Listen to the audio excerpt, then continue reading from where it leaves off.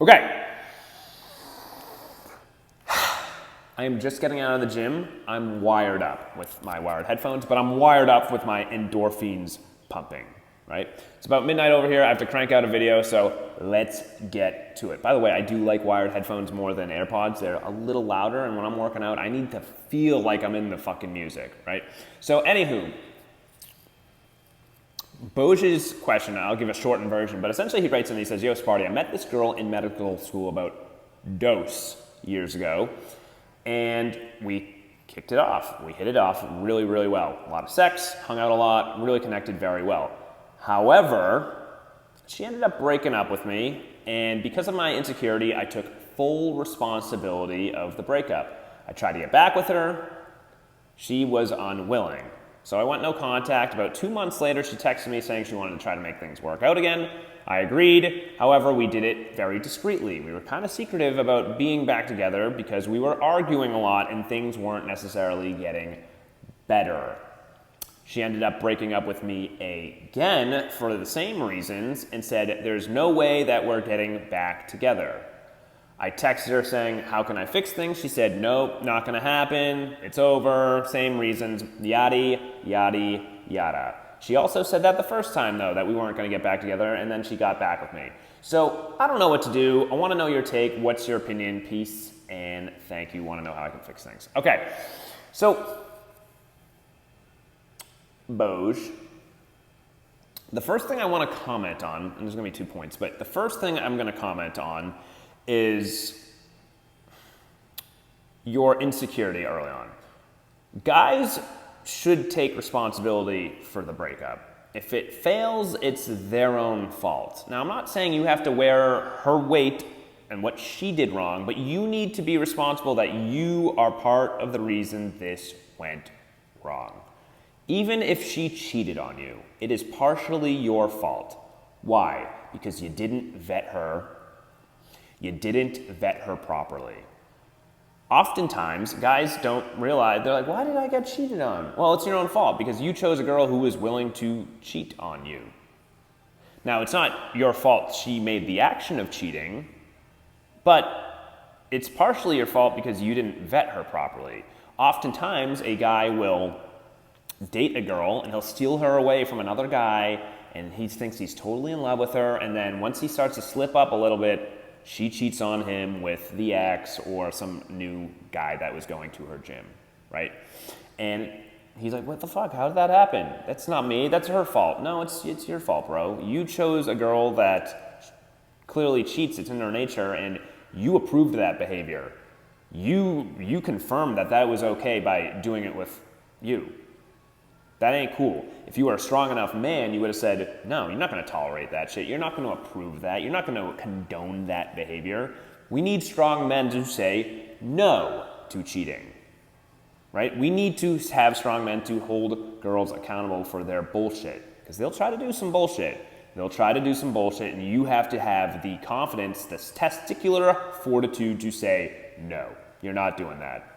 That's the only way they're going to learn. So oftentimes, if a girl does some fucking bullshit to you, you got to say no. If a girl fucking runs out of your life and fucks 17 dudes and then says, you know what, I miss you so much, I fucked up, you're not fucking coming back into my life. You fucked 17 dudes in the last year, now you want to fuck me? No, get the fuck out of here, right? So you got to be able to say no to fucking chicks. That's the only way they can learn their lesson. That was a little bit of a rant, but that's the case. You need to say no. So again, is it okay to, you have to take responsibility for your actions, right? But she also has to wear the weight of hers. So in a sense, yes, that was good that you took ownership, but you took too much ownership. It's what it sounds like. Second point I want to make. Here's the thing. You use no contact as a plot, as a plan to get her back. You want to know how I know this? Because when she came back, nothing fucking changed.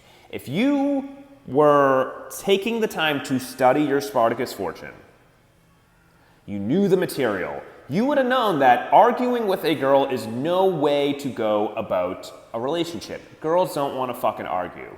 And if she starts to argue with you, you tell her, you're not talking to me in that tone of voice. When you're ready to talk to me like a mature adult, then we can sit down and have a conversation. But if you're gonna treat me like this, I'm not having this discussion.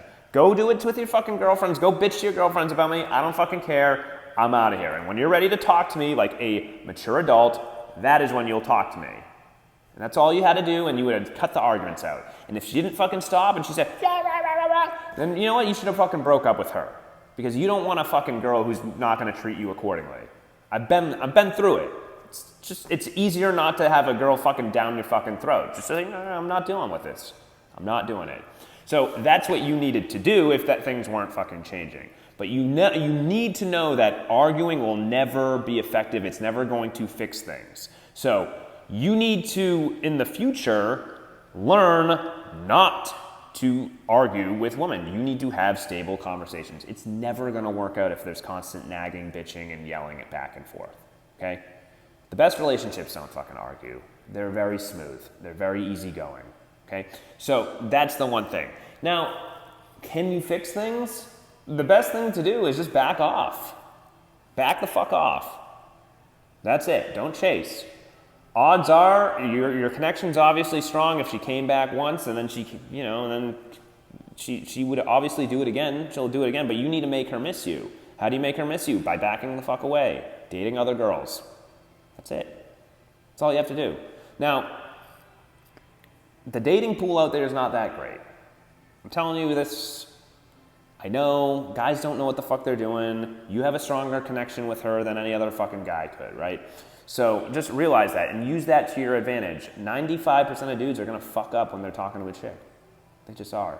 So just because you slipped up a couple times doesn't mean you're not attractive. You slipped up, fuck, shit, I slipped up. It's all right.